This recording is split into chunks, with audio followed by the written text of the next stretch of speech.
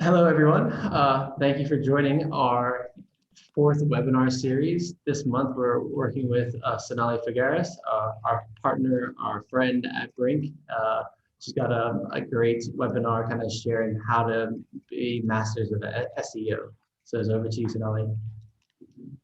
Hi everyone. Just give me 1 second. I'm adjusting my presentation.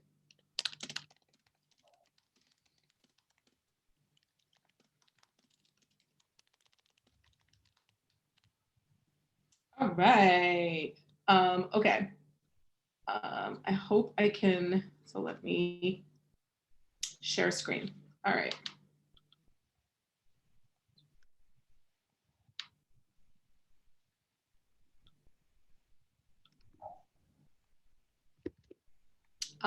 Can everybody see my screen? Okay, great. Since there's only 4 of us, or two of you, basically, I'm going to keep it pretty brief and short. I take a very different approach to SEO than I think other people do. And that approach is basically, what is the Google algorithm? Why, how do you basically adjust your content marketing and your SEO strategy in order to meet the demands of what the Google algorithm is looking for? And I think, we really focus on the quality of what we're doing. I've been doing SEO now for probably 7 years. I used to run an SEO consultancy. I have used SEO for both my existing businesses, a media company, Green Queen, and a organic sourcing platform, ecowarehouse.com, and both of them had no marketing budget at all and no paid traffic. So we really, really focused on SEO. And it is absolutely possible to do well with SEO without spending money. It's just a question of time and resources. And most people, in my experience, running the SEO consultancy that I ran, which is not an agency. We helped with strategy. We were not the deployers. But what I've learned is that a lot of companies, they don't really want to deal with SEO. They're scared of data. A lot of us have like bad memories of math class and statistics. So we don't look at data. We don't measure what we're doing. And then when it gets too much, we kind of farm it out to an agency. And then the agency, doesn't know your business as well as you do. And there's a lot of bad agencies in the SEO world. And to be honest, good SEO, if you're going to farm it out, costs a lot of money, and most people don't want to pay it. So then they do bad agencies, and then they get bad results, and then it sort of goes nowhere. But the reality is SEO can be done. And I'm talking again about SEO, which is non-paid Google traffic. So that means having fantastic content that is found by people looking for the content, and then you ranking high in a Google search, and then creating this kind of like loop of happiness where you're putting out content that people are looking for, they're clicking on your content, which makes Google push you up higher, which makes you get more business or conversions. And that takes time and that takes effort. And I'm always shocked by how little people are willing to invest in that in their own teams. And I personally would suggest, if you have a business that is dependent on ranking in Google, to have someone in-house that does this. Okay, so let's go to the next one. So this is one of my favorite quotes, and you're going to see some fun quotes throughout the presentation about data. You can't do SEO without understanding and measuring data. It's not going to work. So you can't just have somebody who's a good writer doing SEO. No, that's not how it works. You need someone who understands how to analyze data and how to read the data of the website traffic that you're managing. If you're not looking at data, you're basically just wasting your time, because you're basically just not, you're not measuring. You're just somebody with an opinion. And that's not really what SEO is about. It's about looking at the results. So why are we so obsessed with Google? Because this presentation is actually called How to Make Google Your #1 Marketer. Google, at this point, I wrote this slide many, many years ago. It's kind of silly to even answer this question, but if you're not clear, Google is the #1 search engine in the world. The only exception being in China, in mainland China. In every other market, Google dominates. And if they don't dominate from a brand point of view, they are dominating in terms of providing the algorithm that is used for searches. So Yahoo, for example, uses Google's algorithm, and a lot of other browsers use Google's algorithm. If you've ever tried to use Microsoft Bing to do some search, well, you'll be clear on why you should be paying attention to Google. So what's really important is to understand how Google works and what Google is doing and why they're so successful and why they were able to kind of dominate the internet. Because before Google, there was Yahoo, a massive company. There was Netscape. There was all these other people, but none of them got right the philosophy of running the internet, which is have the right data behind it. And how do they have the right data? They have these little spiders that are constantly crawling every single web page on the internet to gather information on those web pages and what they contain. And again, these spiders are not real people. They are pieces of code. So they are robots. So they don't understand a lot of stuff that, you know, we understand as human beings through culture. So they don't understand humor. They don't understand nuance. They don't understand insinuation or hyperbole or allegory. Everything that you do with SEO should be very literal, which is why often when, you know, you're teaching people about content marketing basics, you would teach them that their title for their article and their SEO title, which is usually some field that is completed in the back end of their content CMS, which should be different things. The other thing you could do to make your life easier is just have the title that is SEO specific. But basically, if you use the example on this page, we obviously use the exact same title for SEO and for non-SEO. So Hong Kong's best indoor cycling studios. And the reason we did that is because people will search best indoor cycling studio Hong Kong. And so then our title matches that search, and then Google is likely to show us. Now, if we wanted, we could have put this title in the back as the meta or SEO title, and then we could have in the front said something like, you know, spin your way to good health in Hong Kong, which is a fun title and maybe kind of attention grabbing, but useless for an algorithm. So lesson number one, you need to optimize your URLs and your titles, your SEO titles for Google. And that involves being very, very literal.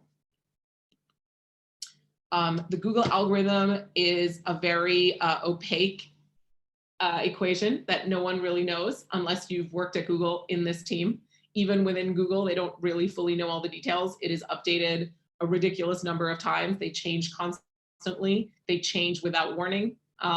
One change to the algorithm can completely change how companies are ranked.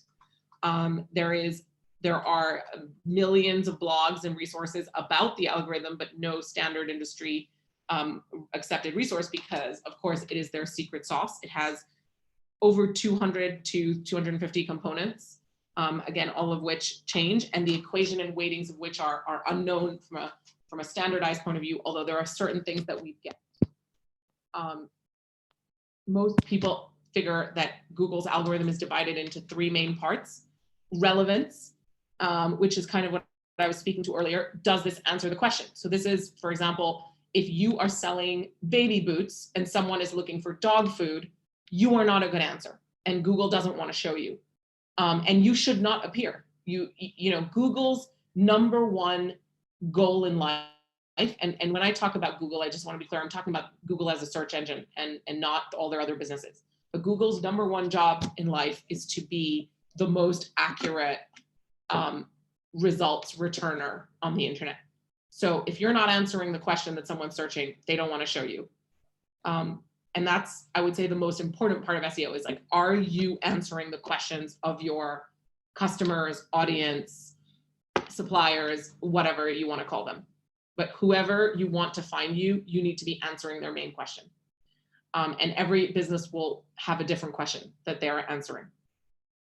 And by question, I mean search. So think about how you search and think about the results that come up. And you need to think about what would your customers need to search in order to see you as a result.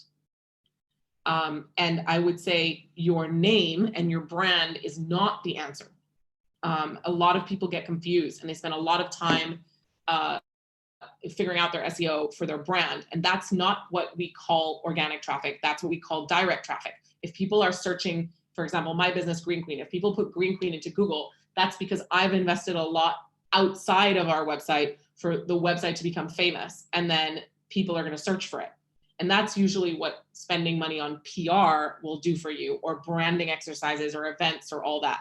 But in terms of SEO, what you're trying to do is have someone ask a question that they need answered. So it could be red dress baby, and then you would be the answer to that question because you would have a baby dress in red that would be ideal for that searcher. So that's relevance. Number 2 is authority. Is this a reputable site? And that's a harder one to get, and that takes a longer time. And that requires you accumulating a lot of backlinks, which you could look at as references. So when you have a job interview, you're going to be asked for references, and backlinks are like digital references to your website. So if the New York Times writes about you and links to your website, that's a huge vote of confidence for you. And Google kind of marks that in and says, all right, well, the New York Times links to this site. And we know that the New York Times is super trusted. So we know that this site is getting points for that. And that takes a while. And you should not do any kind of backlink building that is nefarious or illegal or dirty. You should be looking for quality backlinks from from sites that have higher rankings than you. So a lot of startups, for example, when they get featured on Green Queen, then they will eventually see on their Google Analytics that we are sending them lots of traffic and that their ranking is going up because we have a high ranking in certain verticals and in certain markets. And so then that helps the startups.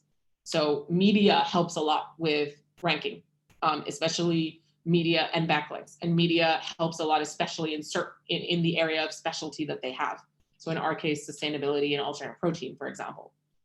The last thing that's really important, and this makes a lot of sense now, but when we first started talking about this, geography wasn't as big of a part of the Google algorithm because the internet was a much smaller place.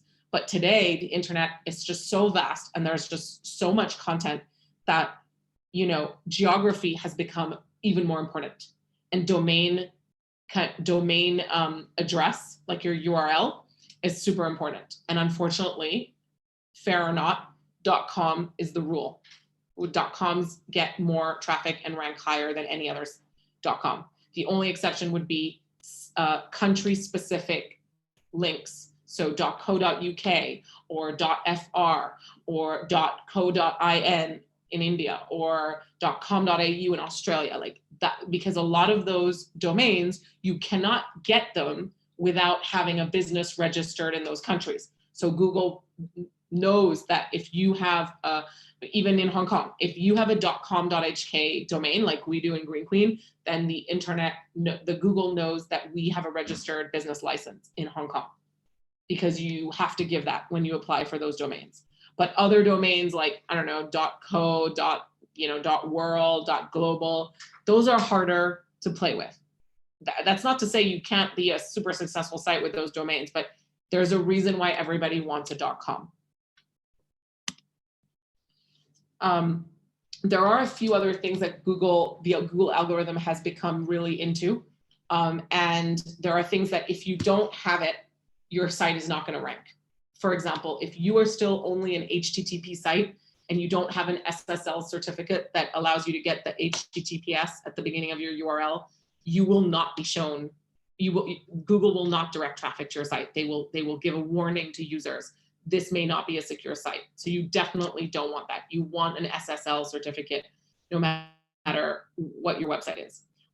They care a lot less about keywords because a lot of people used keywords as a way to try and game the algorithm and started doing a lot of things like keyword stuffing on random pages and just trying to manipulate the algorithm. And Google really doesn't like it when you try and prove that you're smarter than them. And so then they cut that off. So meta keywords, not so important. What really seems to matter is the URL. Things like rich results, which means if you have good quality photos and when your link loads, there's a photo that loads with it. A mobile first approach. Mobile first means that your site is designed to be extremely accessible and easily legible on mobile devices. If you do not have a mobile ready site in today's internet environment, you will seriously struggle to rank on any results. Google is very mobile obsessed. Let's put it that way. So going back to, I think I've covered this a little bit, but the number one thing you need to be thinking in SEO every time you create a page of content or a post in a blog format or what have you is, what is the question you are the answer to? In case you're not clear on what the difference between SEO and SEM is, SEO is search engine optimization. It is using content that you create or special UI UX design and special kind of putting content in certain places on your website in a way that the Google algorithm will find it easily and will be able to use to answer questions by their browsers.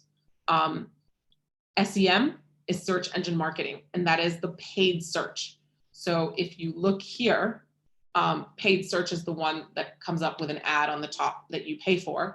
So you use Google Ads, used to be called Adwords, to run campaigns.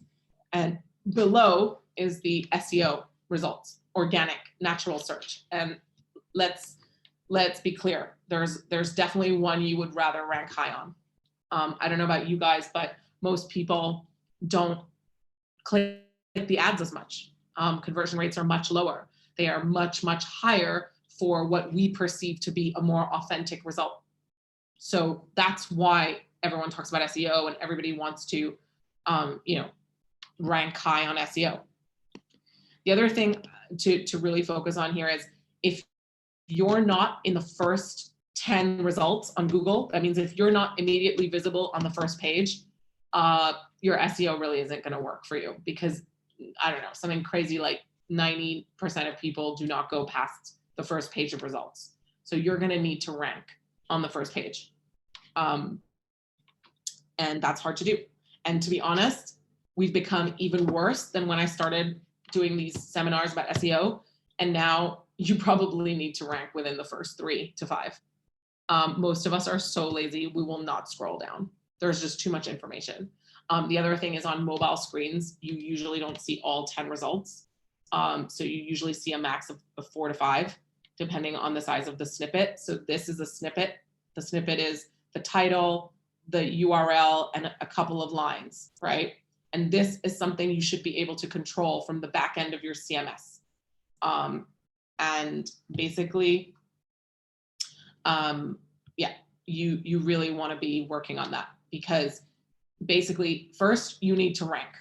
So Google needs to think you're important. Then you need people to click, and people are only going to click based on this snippet.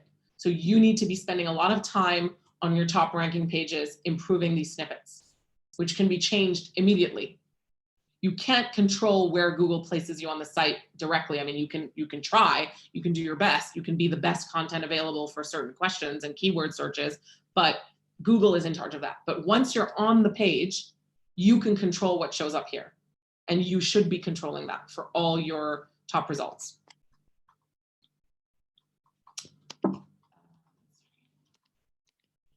So how do you kind of play with your content to make sure that you're telling Google all the signals that it needs to hear, that it needs to read, that its little robots, spiders is getting? So when it comes to text-based writing, so kind of blog posts, let's say, or that kind of thing, content, you want to look at titles, product description, URLs, alternative tags, SEO and meta titles. So in some backends, these are called SEO titles. In some, they're called meta titles. And just going back, that is this title here. So 10 proven health benefits of coconut oil. This is an SEO title or a meta title. Now, if I click here, the article might have the same title, in which case the author chose the same title for both. But in some cases, you could have this title is the SEO title, optimized for SEO, and the other title is a more fun kind of nuanced title that a spider wouldn't understand. If you look at this page, you can see that there are so many different ways to place keywords. So when I said that Google places less of an emphasis on keywords, what I meant was in the back end, you can add meta keywords or SEO keywords to your post in the same place that you would alter the SEO or meta title. And those are just not really important anymore today. So I wouldn't waste my time on that. But what is important in order to tell the spider of Google what your page is about is to have what's called keyword families. So basically, for example, in this post, which is one of our, well, it used to be one of our top performing posts. Now we have others, but for a long time, this was our most visited page. And it's basically a list of the best vegetarian dim sum spots in Hong Kong. And we saw a gap in the market. We realized that people were searching for this and there were no good articles. So we wrote a really good article with really good quality information, and it just ranked for years. And today, to this day, people still visit this article every week. And that's what's great. If you write really good content, it will not, it's a long game. So we still rank for many things that we wrote, 7 years ago, 5 years ago, 4 years ago. That's what you want, especially for content marketing kind of strategies.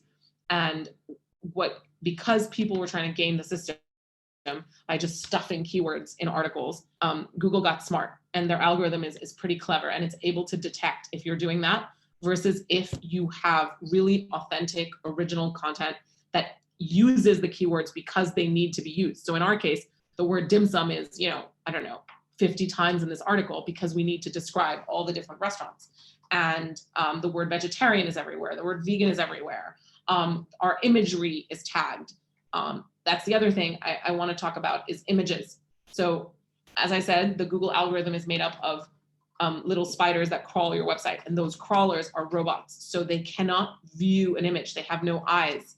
So if you upload an image to your post and you don't give it a title, and it comes out from your phone as like DSC 10489, that has no impact on your SEO because Google can't, the crawler can't read it. So one of the quickest tips I can give you is go back and rename all your photos with SEO friendly titles, and you will immediately start ranking. And we actually at Green Queen rank a ton for images. A lot of times our images are first because most of the other outlets don't take the time to rename their images. So that's a really quick fix.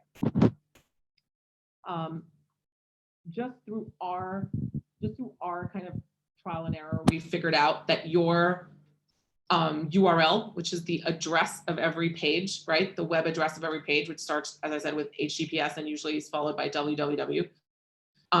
This is incredibly important to Google.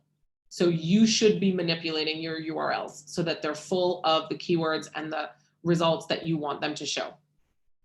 So for example, we rank really high for zero waste in Hong Kong because we have a lot of zero waste URLs. Of course, we're also giving quality information, but this is important. Obviously, why is SEO so great? Well, it's free to cheap. It's just investment in time and effort. It provides you with branding. So here's a fun fact. We have, we're almost at 500,000 visits a month on Green Queen, but our digital impressions on Google, that means the number of times our site is shown as a result, is in the tens of millions. So we get a lot of branding from that for free because we're constantly coming up as a result. And that's really, really great. And you can't buy that stuff. So that's another reason to invest in this. Obviously, you want to have higher rankings. If your pages rank high, people can use tools to see that, and it gives you authority. Obviously, SEO brings you lots of traffic and conversion, and also it's SEO traffic tends to be the best kind of traffic because there's a big difference between advertising and SEO. In advertising, you are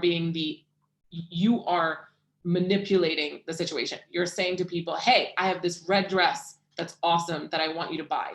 But in the case of SEO, you're waiting until someone does a search for a red dress and then you're showing it as a result.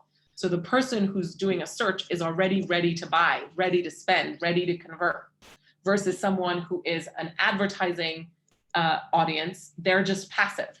They may want a red dress, but they may not.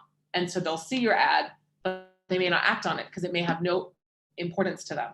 So SEO is really just like the best way to convert. There are a lot of SEO mistakes out there. A lot of them are done by agencies. It's gotten a lot better in the last 5 years, but it was really bad a few years ago. I would avoid any of these things. Do not keyword stuff. Do not use link farms. Do not try and make irrelevant content. Do not try and trick Google by talking about, pretending, masquerading as like a baby food site, but really you're a dog food site. Don't do that. Inconsistency, poor UI, UX, and design. So Google, the other thing that Google marks you down for is if you don't have Google Analytics installed. And Google Analytics is the free tool that basically you add some code to your website code. You add a little bit of code from Google to your code of your CMS, and that allows Google to track your site. And actually Google marks you down, we're pretty sure of this, if you don't have analytics installed. Why you wouldn't, I don't know, because analytics gives you just all the insights you need about how people are interacting with your site. So it's like absolutely key information for your business.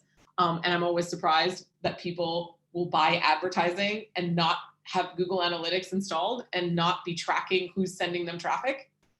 It's always shocking to me. So you might have spent, $50,000 on a big advertising campaign, and then you didn't even get, 1 click. That's ridiculous, but it is so common. When we did our SEO consultancy, that was one of the most common things. We would show them who was referring their traffic by teaching them how to use Google Analytics, and it was never the people they paid.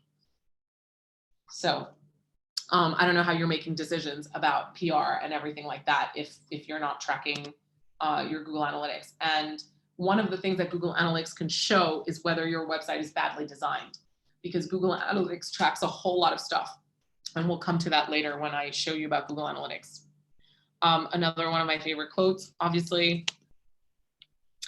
So UI and UX, user interface, user experience, very hard to find people that are good at this. This is going to be a massive skill set that we're going to need for websites. We're getting more and more demanding as website users in terms of what we want from a website, and we need everything to be easy. We need it to be really obvious what we need to do.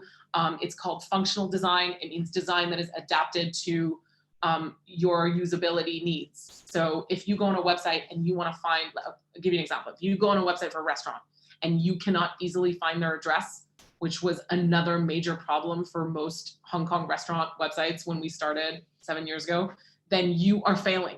You are literally failing at the only thing that matters, which is giving your visitor the information they need.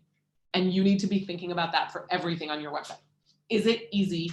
You need to have consumer or visitor journeys in your mind. You need to be like, okay, if a customer or a visitor comes on this page, I want them to do this, this, this. And the design should reflect that journey. And most people just do not do that. They spend all this money and all this time creating these websites that are, pretty and have all these images that can't be read by the spider, and then nobody comes to their website. And that's just the story all the time. And they spend lots of money on this. And honestly, you can design a website for a lot less money today. You don't need to spend a ton of money at an agency, but what you really should be thinking about is user experience. And you should have a plan of what people are going to do on your website. And of course, Google Analytics allows you to measure this. And there are a few stats that you can use to measure this. Bounce rate, which is how quickly what percentage of people land on your website page and then leave immediately.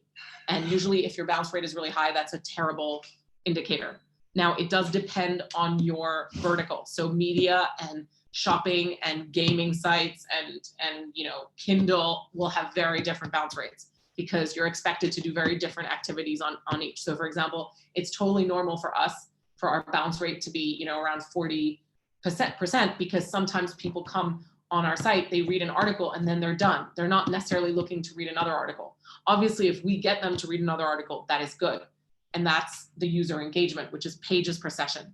You ideally want this to be higher than 1.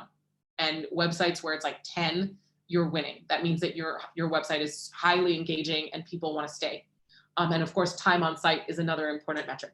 But again, these depend on, your vertical. I'll give you an example, diapers. If you're someone who buys diapers for your kids, and you have it set up so you go on a website, you get your diapers, and you check out right away. You might have spent 1 minute doing that. That's not a huge amount of time, but you converted. So you can't apply the same kind of standards of these data points to all verticals. You have to look at your business, and each sector has different kind of success rates for bounce rate, time on site, user engagement. So how do you manage, when you have a content website, what are you really doing? You're providing articles, posts, maybe a newsletter, maybe you're doing social, you've got images, multimedia, you've got pages on your site, like about and contact and disclaimer and all of that. But if you're an e-commerce site, you're going to have a very different set of content to manage. Product titles, product descriptions, technical info, reviews, all of the rest. All of these are opportunities to show Google who you are with SEO optimized content. So even like each product description for each product on your website should be SEO optimized, because that will increase the likelihood that people who are looking for your product will find it. Something to keep in mind, and this is why SEO is hard, because it requires time and effort, consistency, quality, originality, usefulness, relevance. Are you adapted to the platform you're writing for? So, let's talk about social media very quickly. Social media is actually not part of SEO. Most people think that it is. It is not. I find it really funny when businesses only have a Facebook page. That's a huge mistake. Facebook owns your page. Whereas if you have a website, it's your own website. You should always control your business information. But social media is important.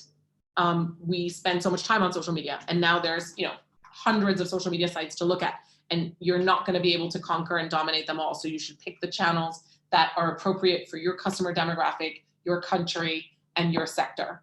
And then within that, you need to make sure that you're creating content that is adapted to each platform. You shouldn't have, super, I don't know, like for example, on Snapchat, you're going to want to do something very different than what you're going to want to do on Instagram and what you're going to want to do on Facebook. So you need to create content that's different. A lot of times people say, okay, I'll do one thing, and then I'll share the same thing on LinkedIn, the same thing on Facebook, the same thing on Instagram. No, it doesn't work. Trust me, we've tried it. And on Green Queen, we have a different strategy for Twitter, a different strategy for LinkedIn, a different strategy for Facebook, and a different strategy for Instagram. And that takes time. And those are the ones we've chosen. You may choose different ones. But social media takes time. But how does it help your SEO? Not directly. But if you have, 10,000 followers on Instagram, Google knows that. And that is a strong signal to Google that you have authority. So that's important. So I think social media is important, but pick a couple of channels and do it well, rather than have 10 and do it badly. In terms of content, and this is really more relevant for longer things like blog posts and articles, we've figured out that Google values a few things. One is longer content. Why? It's harder to do. If it's harder to do, fewer people are going to do it. And it's going to be a mark of quality. Fewer people spend time doing quality stuff. So Google rewards you for doing that. They also figure that if it's longer, it has more information, it's more interesting, it's more helpful to the searcher. As I said before, keyword themes. Make sure that there's consistency within the post on the keyword themes you're hitting. Update your content. There are a lot of SEO blogs that will tell you that you can just keep growing your website traffic by just updating old content that is visited a lot. Google loves updated content. Obviously, this is harder for somebody like us. We're news. So we're not going to update every, that would be ridiculous if we updated every article that we write. We write hundreds of articles a month. It's not possible. We have thousands of articles. But for example, if you are a content blog that is specific on a topic and you have a really popular post that drives a lot of traffic, that is something you should be updating regularly. It might even be better to spend time updating old content. It's better to update all your old content than spend time writing, 5 new blog posts. So it's better if you're using content marketing on your product or service website as a way to drive incoming traffic and conversions, then you need to be looking at, don't do 10 blog posts a week, do 1 and do it really well, and then update it, keep it up to date. Spelling, grammar, referencing. So Google loves it when you link to other pages in your site, other posts. They love it when other people link to you or you link out to other people, right? Because then it keeps everything connected, and that's what they want. Consistency. Don't commit to too much. Commit to what you can handle. It's better to do 1 every 2 weeks and do it well than it is to do 3 1 week and then nothing for 6 months. Google hates that. And finally, we get to the part about how do you look at the data so that you can make decisions. There are 3 parts to the Google universe and 3 different tools. This actually should be called Adwords. It's not Adwords anymore, it's just Google Ads. But essentially, you've got your users and your site. If you want to know how your users interact with your site, you look at Google Analytics. Then there's another tool that I absolutely love, and a lot of SEO people actually prefer it to analytics, but 90% of people I talk to have never heard of it and don't use it to look at their data. And that's called Search Console. A long time ago, it used to be called Webmaster Tools. And Search Console allows you to see how Google interprets your site. So Google literally tells you, okay, this is what we think of your site. You have all these errors. This is the search words. It literally shows you what words people search on Google to come to your site. That is hugely valuable information that they're giving you for free. So you should use it. Then there's the third thing is ads, which is how your users interact with Google, right? And that's a thing that I'm not really going to spend time on. That's paid, but this is kind of, we used to do the seminar a lot, and this was the page that everyone took a photo of because it's just a really easy way to understand how all the tools work and what they're showing you. So Google Analytics, I've talked about it a little bit. It's a tool that provides you insight into how users experience your site. It allows you to answer a ton of questions. Like, for example, which of my marketing activities is the most valuable? How do my customers find my site? Where do customers leave my site? Is there a page that's creating more exits than any others? What products are my customers interested in? Am I constantly getting hits on one product, but another product gets nothing? How can I improve my sales funnel? What are the behavioral flows of my visitors? All of these things can be answered on Google Analytics, which is why if you're doing SEO, you really need someone that is comfortable with data and that can understand all these things and then maybe provide information to a writer on how to produce the content that would be optimal. Search Console. So this shows you how Google views your site. It shows you how many clicks you get, how many impressions. It shows you, for example, where you rank for different search terms. So who's linking to your site? It shows you all that. It shows you, okay, all these sites are linking, but these other sites are not. So maybe you can approach the ones that are not and try and get a link back. It also shows you if your pages have errors. Most websites have a ton of errors that are completely unnoticed by the website administrators because they're not looking at Google Search Console. So you should really be monitoring this and you should have 0 errors. So obviously it goes without saying that Google will mark you down if you have errors that are unchecked for a long time. Google also figures out how many pages you have because you submit a sitemap in the beginning. And then it uses that as like, sort of think of it like an index for your site. You can learn more about that easily on Google. There's a lot of information, but it sort of gives Google a sort of tree organization of all the pages on your site. Also, obviously, the more pages you have on your site that are useful, the better, the more likely you will come up in search, right? Because if you think of the internet as a giant fraction, you want to have as big of a, oh my gosh, I'm forgetting my terms, but essentially you want to have as many pages as possible because the internet is so vast. So sites that have, 100,000 pages will obviously come up more in search than a site that has 5 pages. So this is where having blog posts and having tags that create pages on your site and having images that are properly, ID'd, all of this creates pages on your site, and that creates an ability to be found on Google. AdWords is obviously the paid tool. Anybody who runs campaigns will know how to use this, but it can be, although it's much harder to use now for free, but it can be a way for you to get information about keyword search volumes. So but you have to now, if you don't use AdWords, you still have to put in a credit card in order to access their keyword planner, which is a really great tool. And it allows you to basically see, what people are searching in different countries and which keywords are competitive and which keywords are expensive and which keywords, for example, have no results. So it kind of can help you inform your strategy. And finish up with like a nice quote that I love: what gets measured gets managed. So SEO, it's about data management and analysis. So looking at your tools regularly, understanding what's working, what's not. It's about consistency and quality in content.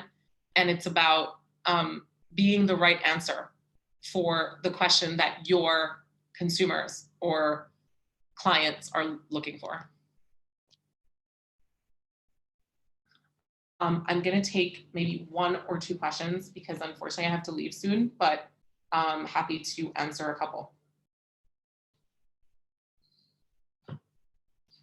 Does anyone have any questions?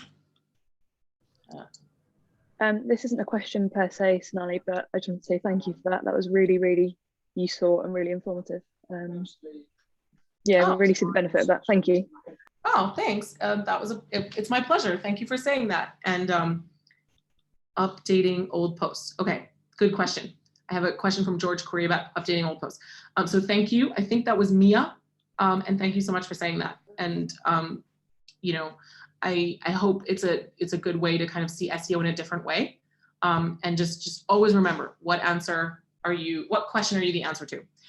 What do I mean by updating old posts? So this only refers to people who have a blog or write articles. But let's go back to my example about the Hong Kong best vegetarian dim sum posts. So we wrote that post in, I think, 2016. Today, some of the restaurants we wrote about are closed. There are new restaurants, right? So if I want that post to keep ranking, I need to be updating that every 6 months and saying, all right, I'm going to update the people. Okay, I'm going to remove the closed ones, or I'm going to say this one's closed. I'm going to add the new site. So you have to keep making that result relevant. And then that way you can keep getting traffic for an old post. So you don't have to do a new one, but you've updated it. And Google marks whether a page is updated. It knows from Google Analytics. So that's what I mean by that. Thank you for the question.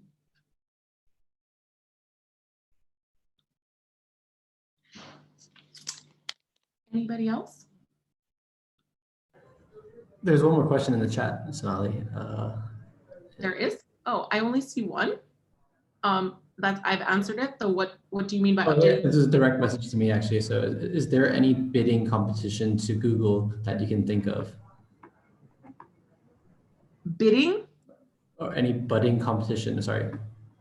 Budding? Well, no, unfortunately, I think they're so ahead of the game. If you study the history of Google, again, going back to how they got big, one of the first things that they needed early on was money for servers because they were indexing the whole internet. And by now they're just so much more powerful at indexing the internet than anyone else. So it's really difficult. Obviously, if you are in mainland China, Google doesn't really work. So they use Baidu, but I will say mainland China sort of has transitioned away from really a website heavy ecosystem to being more about closed social media systems like WeChat or Weibo or whatever. So China's just, it's a whole other world. And most of what I talked about today applies to the non-mainland China internet, but it really does apply to all other internets in different languages. But yeah, unfortunately, I don't think that Google is going to be replaced. I mean, Bing is probably kind of a contender, but it's just, despite all the money in the world, they've never been able to kind of get close to the quality of results. Now, Google results have a lot of controversy. Obviously, Google dominates and it's a monopoly in terms of search results. And I'm not really here to discuss that today. That's a whole different discussion. Yahoo, I see in the chat, no hope for Bing. Yahoo uses Google's search algorithm. So it's actually powered by Google, just FYI. And then as you know, Yahoo is not really doing super well. Apple, will there be a player in mobile search? So that would be through Safari. difficult because Apple is connected to their own systems, and more people use non-Apple environments than use Apple. So, you know, Android is powered by Google. So remember that. And there's a lot more Android users. And then the other thing is there's a lot of new search engines that are coming up that are trying to be, so there's one called DuckDuckGo that is basically a privacy search engine, and it is really good, and it has gotten so much better, and I love it. I love, as an activist, I love DuckDuckGo, and I also love some of the other search engines. We write about them a lot on Green Queen that basically help every time you do a search, it plants trees, etc. So there's a lot of those, and they're great. I mean, they're great from an impact point of view, but the problem is from a results point of view, they won't get you the same level as Google. So Google has sort of just really established a monopoly here. And obviously, you know, I'm not someone who thinks monopolies are great, but I do want to give credit where credit is due, and Google does the best job at search. But of course, that is at the cost of your privacy. That's for sure, 100%. You are being tracked.